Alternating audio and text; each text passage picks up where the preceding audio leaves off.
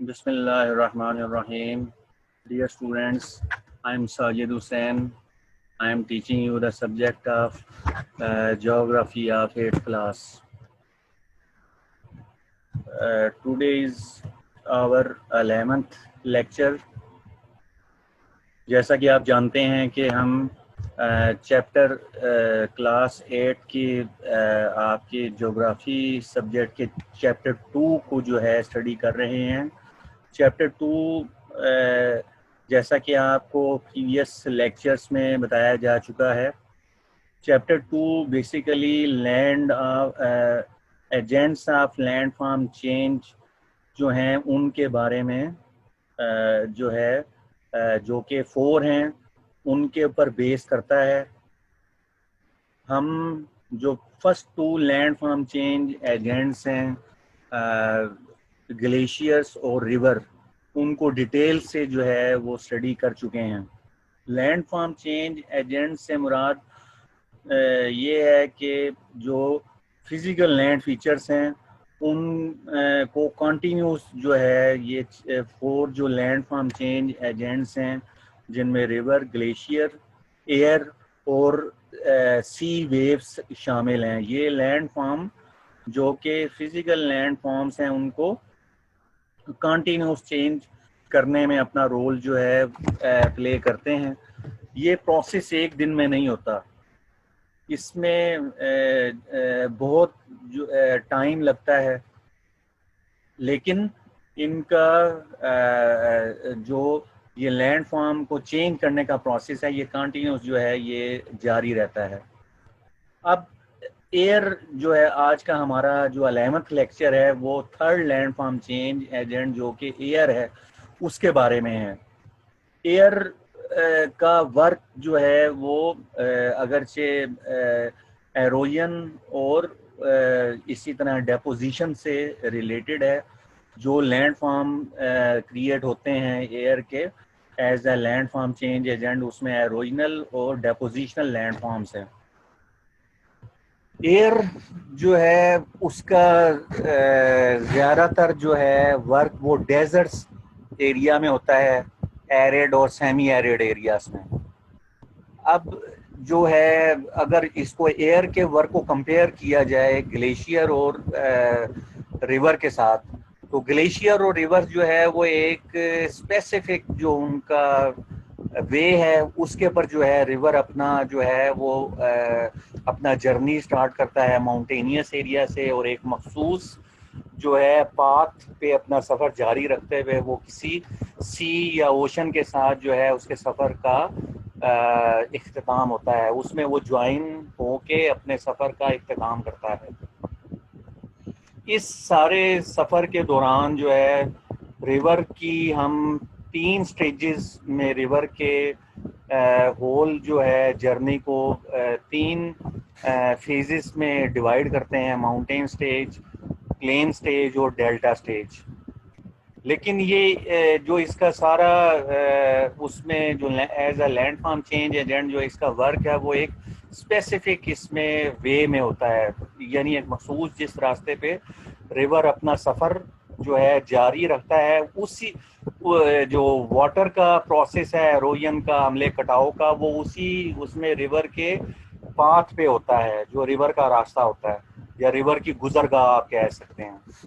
इसी तरह ग्लेशियर्स जो हैं वो भी जब from the top of the mountain से ग्लेशियर अपने सफ़र का आगाज़ करते हैं फ्रॉम द वैलीज की तरफ, जब आइस मूव करती है तो उसमें एक स्पेसिफिक पाथ पे जो है from the top of the mountain ice जो है मूव करके वैलीज की तरफ जो है वो आती है। तो इसमें रास्ते में जो है from the top of the mountain से वैलीज तक पहुंचने के पूरे प्रोसेस के दौरान एक स्पेसिफिक रास्ता जहां से ice from the top of the mountain से बॉटम यानी वैलीज की तरफ जो है आती है, तो इस रास्ते में जो है फीचर्स जो है ग्लेशियर जो है वो उसमें land form as a land form change agent उसमें कुछ न्यू जो है फीचर्स बनते हैं जो कि एरोइनल प्रोसेस और डेपोजिशनल प्रोसेस पर मुश्तमिल होते हैं। लेकिन जब हम एयर की बात करते हैं तो एयर चूँकि एयर का जो है एक वॉस्ट एरिया में चलती है और इसी तरह जो है वो एयर का उसमें कोई स्पेसिफिक डायरेक्शन भी नहीं होती, तो एयर का जो है एरिया वर्क जो है वो रिवर और उससे ग्लेशियर से कहीं ज़्यादा होता है। अब हम जो है एयर को as a land form change agent के तौर पे डिस्कस करते हैं। स्क्रीन पर आपको नज़र आ रहा है, हेडिंग है land form made by the winds. We regularly observe that wind holds tiny earth particles in suspension where they move and leaping gently. हम अपने रोज़मर्रा रूटीन में भी उसमें ऑब्ज़र्व करते हैं कि हवा ने जब हवा मूव करती है तो उसने अपने साथ टिनी जो है पार्टिकल्स को उसको होल्ड किया हुआ होता है जो कि हवा में उसमें लटके हुए होते हैं। आप इसमें सस्पेंशन यानी उसमें जो है मौलिक होते हैं। तो उसके बाद जो है जब ये such moving particles hit other particles and push them further ahead, तो इसी ये जो पार्टिकल्स हैं एक पार्टिकल दूसरे को हिट करता है और दूसरा जो है फर्दर आगे, तो इस तरह जो है ये जो है पार्टिकल्स जो है वो एक जगह से दूसरी जगह जो है मूव करते हैं, टिनी particles. An upward current of air supports the suspended particles from sometimes, और जो एयर की अपवर्ड करंट होती है, एयर जो है जब उसमें किसी इलाके में मूव करती है तो उसमें from the bottom surface of earth से जो ऊपर इसमें जो है इफ़ वी गो अपवर्ड्स तो उसमें जो है एयर की करंट्स जो है एयर मूव करती है करंट्स के उसमें एयर की करंट्स एक एरिया में यानी उसमें बॉटम लेयर और इसी तरह जो है आप कह सकते हैं इससे अपवर्ड जो है करंट या उसको लेयर का नाम दे सकते हैं। तो ये जो टीनी पार्टिकल्स हैं इसमें जो अपवर्ड करंट होती है वो उसको जो है सपोर्ट फ्राहम करती है। Such particles are then scattered around as dust.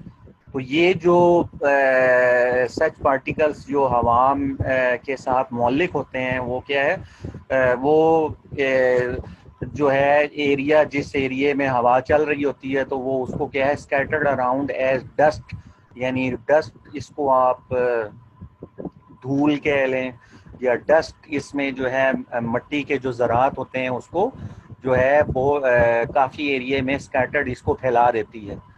Dust carrying winds are an active agent of landform change. ये जो हवा जिसमें डस्ट शामिल होती है ये जो है एक active agent of landform change है। अगर हवा में डस्ट पार्टिकल्स शामिल ना हो तो वो जो है हवा जो है active agent of landform change agent नहीं होती, specially in deserts area.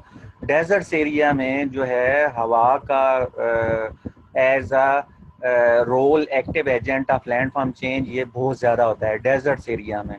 In the absence of vegetation covering in the desert areas, rock particles from weathering are easily carried by winds. चूँकि डेजर्ट्स एरिया में vegetation कम होती है, नबातात की कमी होती है डेजर्ट्स एरिया में, इसमें इसी तरह जो है एरिया बहुत वसी एरिया होता है तो उसमें जो है विंड्स जो है वो रॉक्स के टिनी पार्टिकल्स जो वेदर्ड यानी उसमें जो वेदरिंग के थ्रू जो है रॉक्स पार्टिकल्स अलहदा हो जाते हैं रॉक से, तो वो उसको विंड्स इजीली जो है वो कैरी करती है from one area towards another areas की तरफ। तो ये जो प्रोसेस है ये ज़्यादातर डेजर्ट्स एरिया में ज़्यादा होता है। Heavier sand even small pebbles are rolled along the ground depending on the force of the blowing winds. जो heavier sand जो ज़्यादा वज़नी सैंड उसमें रेत का पत्थर होता है या रेत के ज़रात होते हैं, even small payable, small payable से मुराद है स्मॉल उसमें रॉक्स के छोटे छोटे ज़रात या पेबल्स या छोटे छोटे पीसेस जो है are rolled along the ground depending on the force of the blowing winds. तो ये जो है स्मॉल पेबल्स जो है वो ग्राउंड सरफेस एरिया पे हवा की रफ्तार जितनी ज़्यादा होती है उसके हिसाब से रोल आउट करते हुए फ्रॉम वन प्लेस से अनदर प्लेस की तरफ जो है मूव करते हैं।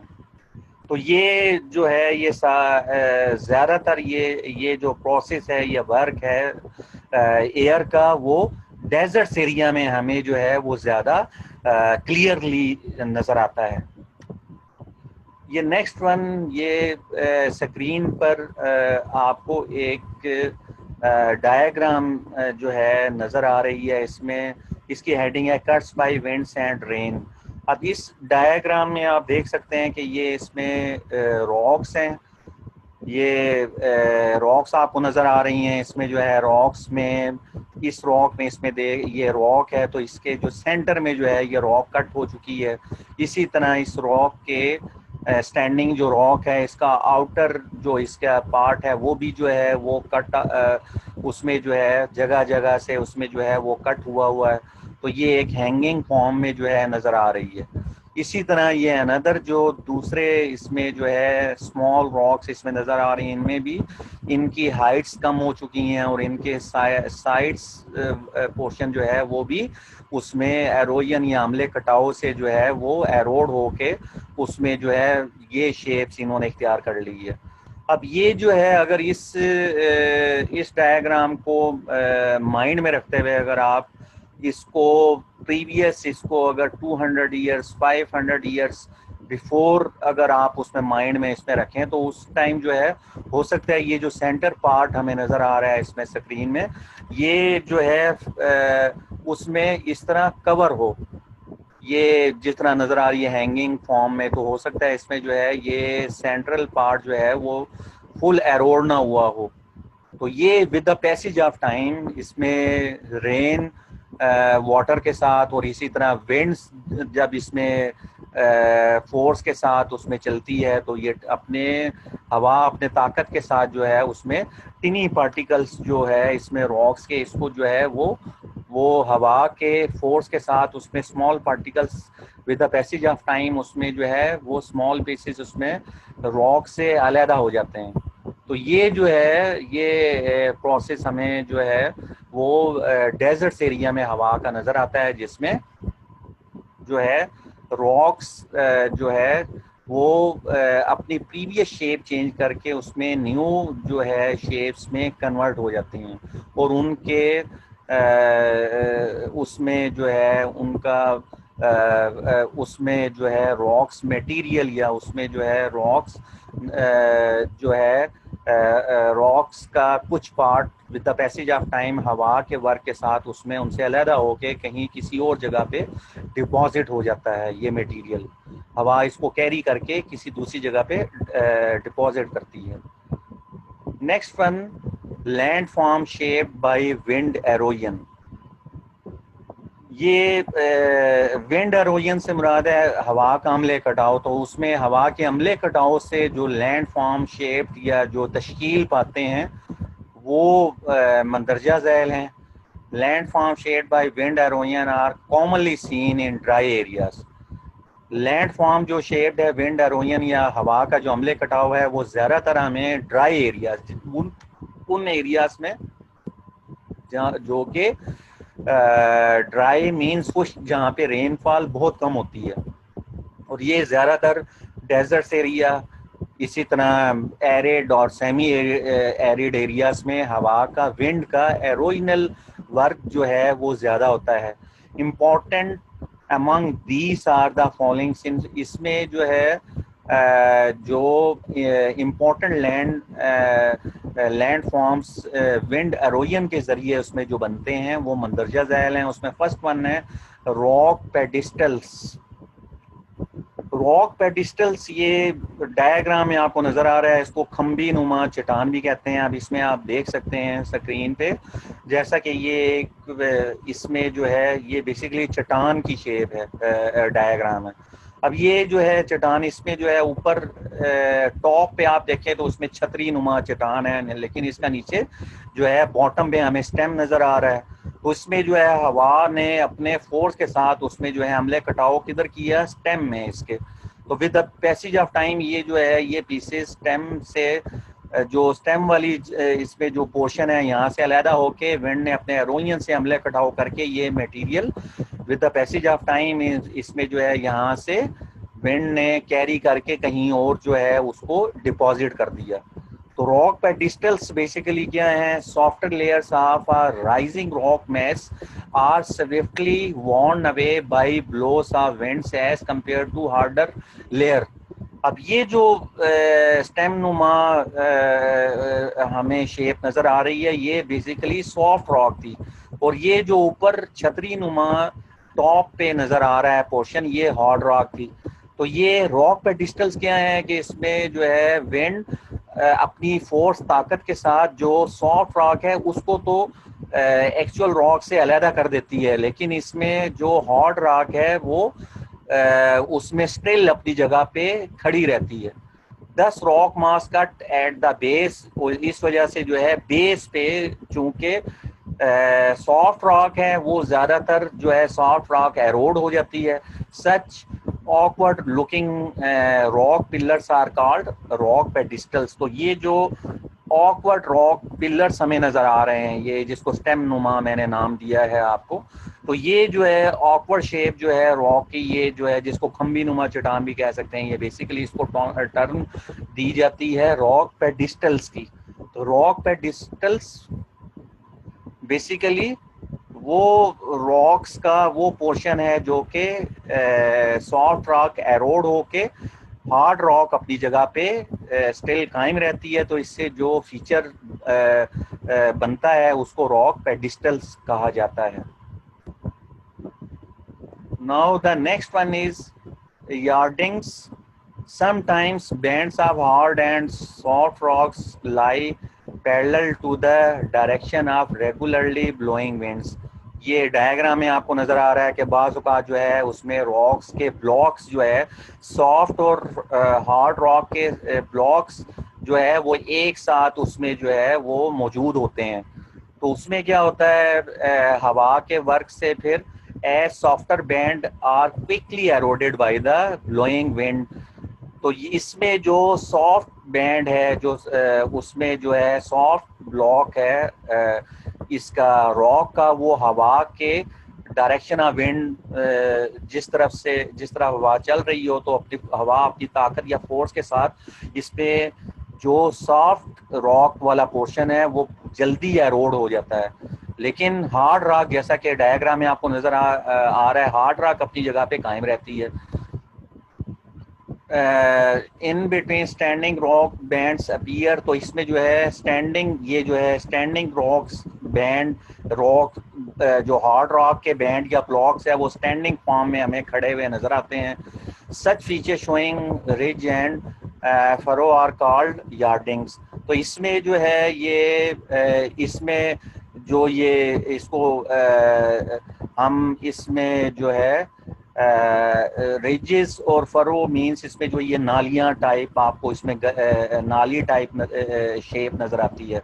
सॉफ्ट रॉक्स एरोड होके इसमें जो खाली गैप इसमें जो है वो क्रिएट हो जाता है। तो इसमें हार्ड रॉक के दरमियान सेंट्रल पार्ट जिसको आप नाली नुमा शेप जो है वो अपीयर होती है, तो इसको जो है यार्डिंग्स का नाम दिया जाता है।